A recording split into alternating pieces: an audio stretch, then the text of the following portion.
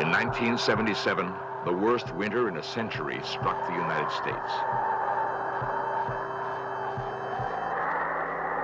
Arctic cold gripped the Midwest for weeks on end. Great blizzards paralyzed cities of the Northeast. One desperate night in Buffalo, 8 people froze to death in marooned cars. Pat Bushnell was on the road that night. Traffic just absolutely stopped. I was afraid of being stuck in the car all night long with the cold and the wind, running out of gas. And then what? I think that if we had to go through a real bad winter, just like we just went through, I think we'd have to think about moving someplace else. Move where? The brutal Buffalo winter might become common all over the United States. Climate experts believe the next ice age is on its way.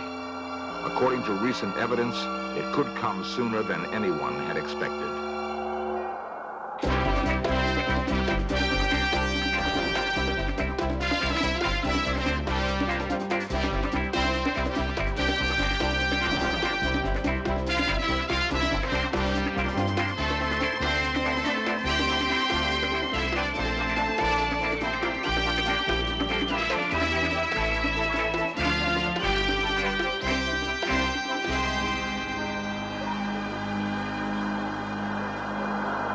At weather stations in the far north, temperatures have been dropping for 30 years.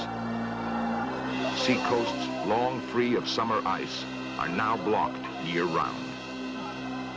According to some climatologists, within a lifetime, we might be living in the next ice age.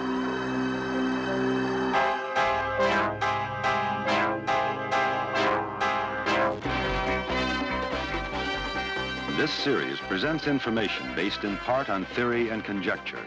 The producer's purpose is to suggest some possible explanations, but not necessarily the only ones, to the mysteries we will examine. Of the 9 planets in our solar system, only Earth has conditions favorable to human life.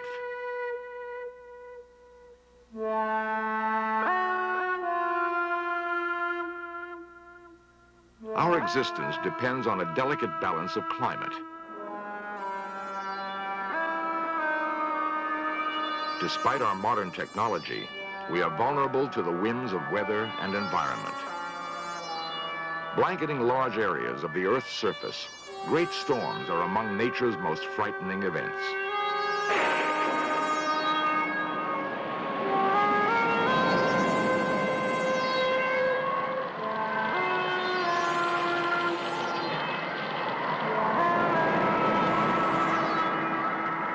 Uncontrollable tempests make us aware how fragile life on our planet really is. The comfortable cycle of spring sowing, summer growth, and fall harvest is, in terms of long history, abnormal. Only in the last 10,000 years has Earth enjoyed continuing warmth. Because of this, our population has exploded to 5 billion people.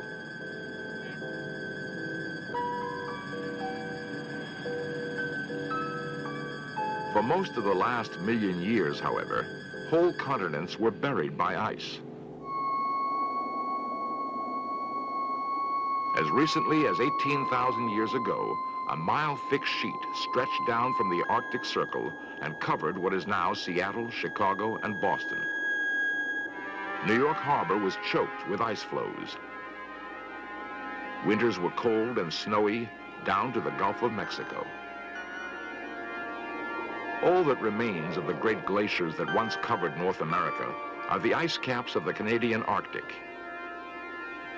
If the ice spreads over the continent again, it is here on Baffin Island in northern Canada that the mysterious process will begin.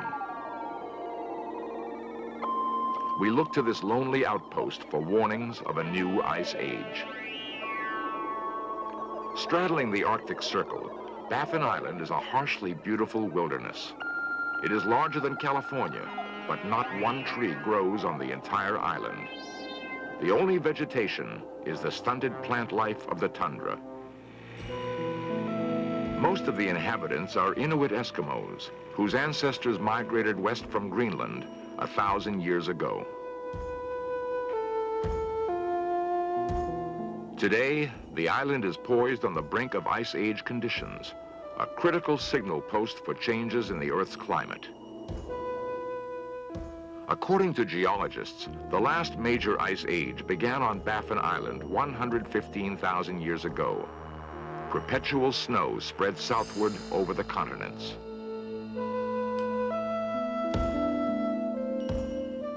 The weight of many years of snow compressed into ice. The ice grew thicker until it covered Canada, the northern United States, and Europe to a depth of 2 miles. For 100,000 years, the ice remained over large areas of the continents. Then, it retreated to the Arctic, and for the last 10,000 years, we have flourished in a warm interglacial period.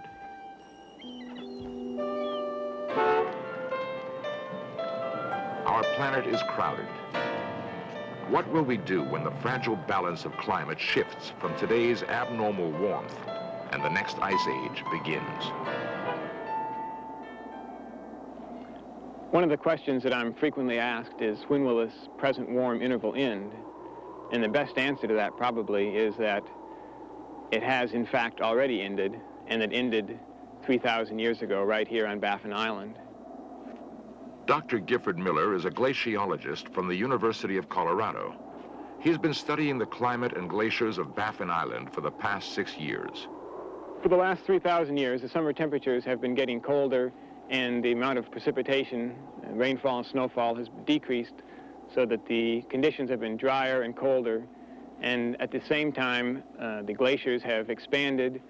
And the most recent expansion, which occurred between 300 years ago and the turn of the present century, the glaciers attained their most extensive positions that they had during the last 8,000 years. The summer of 1972 was one of the most severe summers on record, and the ice never melted that summer. And when I returned to Broughton Island, one of the local settlements here, talking to the Inuit people, and they could only tell me that their fathers had told them of a time when the ice hadn't gone out. This once-in-a-lifetime summer ice has surprised old-time Arctic residents. Ernie Sieber is superintendent of Baffin Island National Park and has lived in the Arctic for over 20 years. We had, in 1973, we had ice all over at the East Coast. The fjords, some of the ice in the fjords didn't even leave. And almost every year since, we had ice moving in and out of the fjords, so it looks like the climate has changed. It looks like it turned colder. Since concern for our weather has increased, the park wardens now take daily records of temperatures, wind, and solar radiation. Weather data from stations all over the Arctic is collected and fed into central computers. Balloons are launched every day to monitor the winds and temperatures at high altitudes.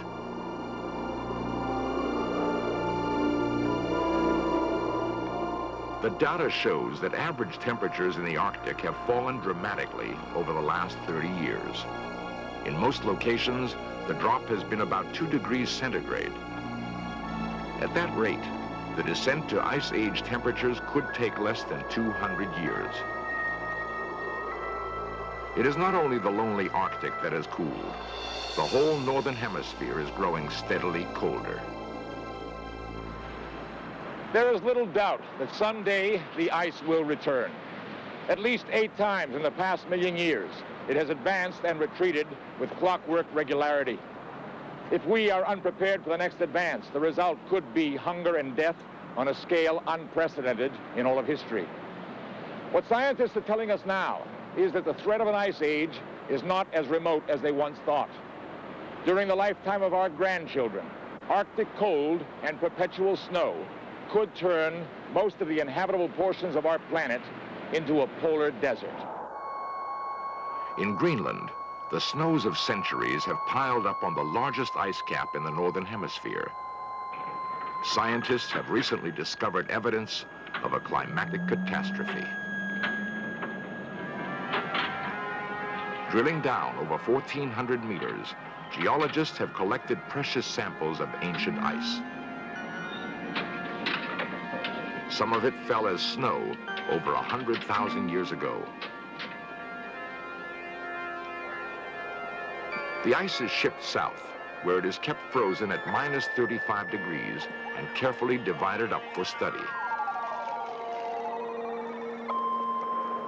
By separating out the two forms of oxygen in the ice, scientists have been able to chart the temperatures when it fell as snow. Near the bottom of the ice cap, they found traces of widespread freezing occurring with dramatic suddenness.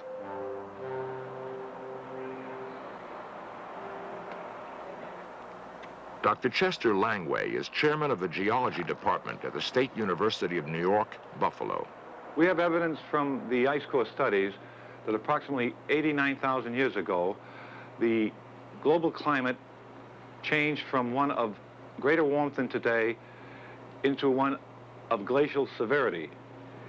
It is possible that a tremendous volcanic event occurred, shielding the sun, cooling the Earth's temperatures, and thereby providing the explanation of the advancing glaciers. The significance of this catastrophic event is that within a 100-year period of time, that the glaciers could have re-advanced over the surface of the Earth. It is possible that we may enter into such a cold climate almost instantaneously in the very near future. If the climate does suddenly cool, will we survive the change?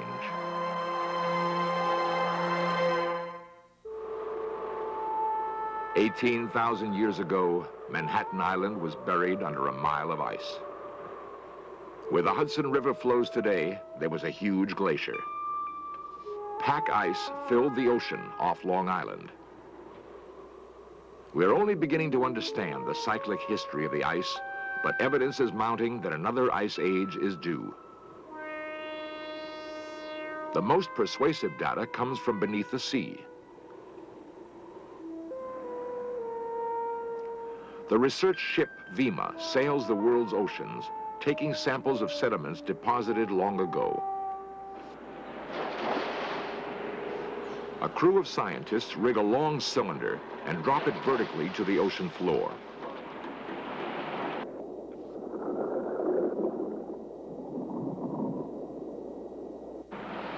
The cylinder dredges up mud from the seabed in the form of long cores. The types of tiny fossils found at different levels in the core shows the sea temperatures of the past. Geologists have collected enough sea cores to form a detailed history of climate during the last 1,000,000 years. The cores are analyzed at the Lamont Doherty Geological Laboratory of Columbia University. Dr. James Hayes leads the research. The climatic record in these deep sea cores tells us that there have been 8 ice ages in the last 700,000 years. It also tells us when they have occurred. This provides us with a test of various theories of the ice ages. We now have a theory that tells us that changes in the shape of the Earth's orbit act as a pacemaker for the ice age succession. Since this theory can precisely predict when ice ages occurred in the past, which can be tested against these deep sea cores, it also can predict when ice ages will occur in the future. From this theory, we can say with confidence that we are currently heading toward another ice age. In the winter of 1976-77, one storm after another buried the Northeast under record amounts of snow.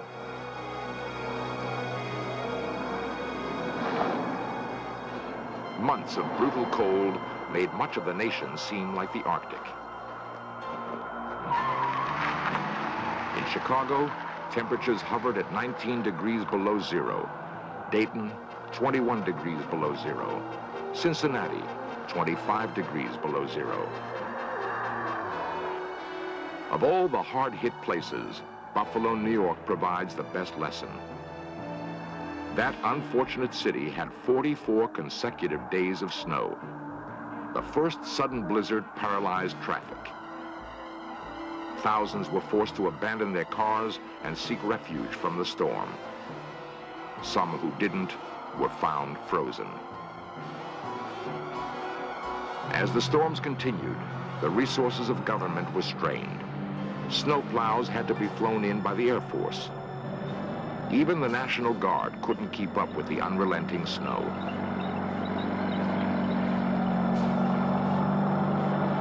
Just how long can a modern city hold out when whole regions are cut off from food and fuel? When the weather turns on us again, how thin is the margin between life and death?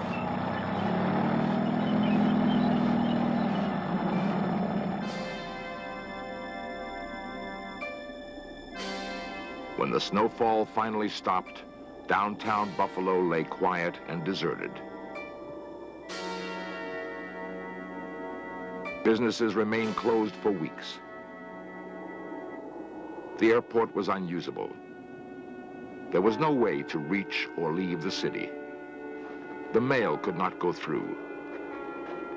Supplies of food and drugs ran perilously low. Ambulances could not reach the sick.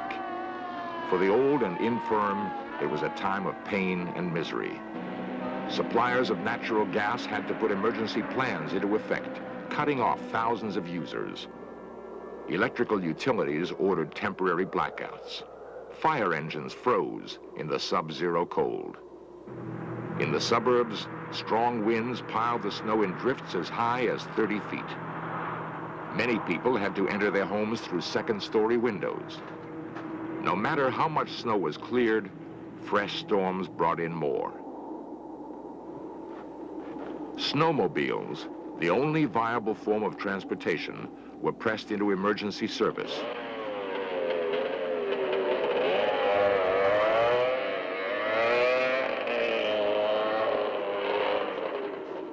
Pat Bushnell remembers how the Buffalo storm began. It was terrible. It was the worst winter that we have ever had around here.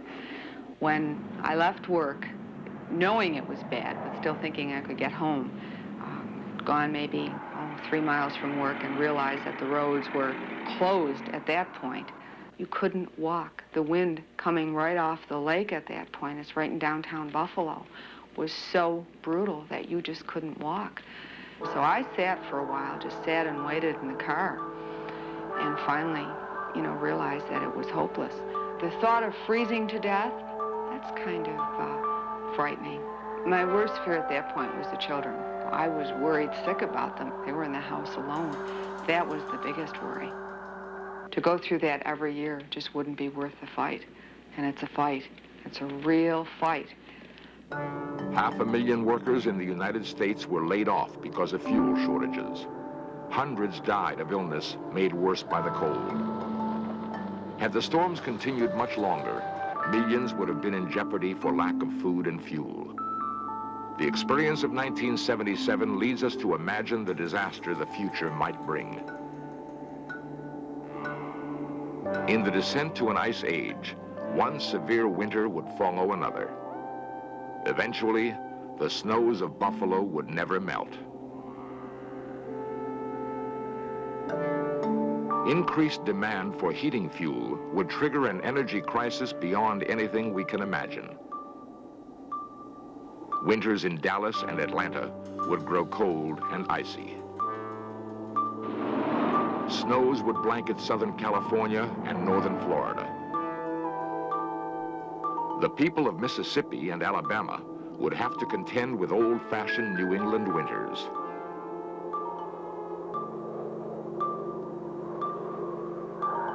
Icy winds would sweep the Kansas wheat fields. Colorado's summer grazing lands would resemble the Arctic tundra. In California, glaciers would advance from the Sierra Nevada toward the fertile San Joaquin Valley. Food production would plummet. Prices would soar out of sight. Every winter, the line of year-round snow would move further and further south.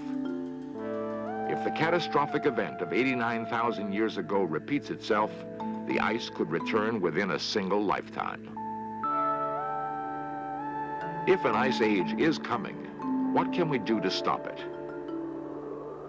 Nuclear energy might be used to loosen polar ice caps. Sea ice could be melted by covering it with black soot to increase the absorption of sunlight. Dr. Stephen Schneider is a climatologist from the National Center for Atmospheric Research. Can we do these things? Yes. But will they make things better? I'm not sure. We can't predict with any certainty what's happening to our own climatic future. How can we come along and intervene then in that ignorance? You could melt the ice caps. What would that do to the coastal cities? The cure could be worse than the disease. Would that be better or worse than the risk of an ice age?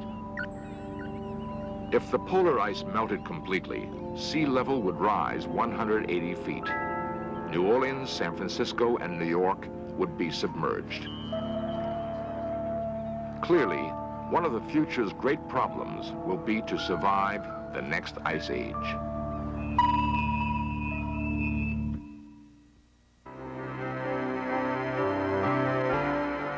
Earth, water, air, and ice comprise a delicate system in which everything is connected to everything else.